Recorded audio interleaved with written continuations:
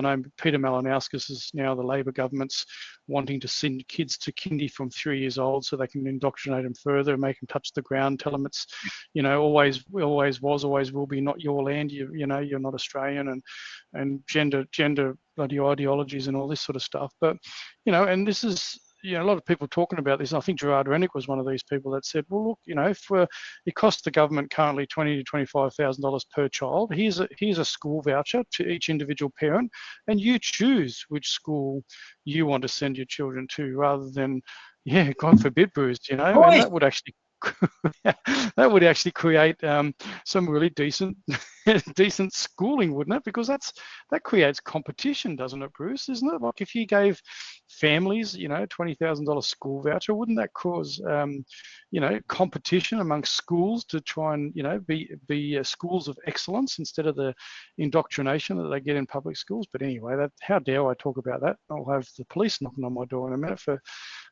that sort of stuff. Crazy conversations, those sorts of things, Bruce. Since when does the mafia encourage competition?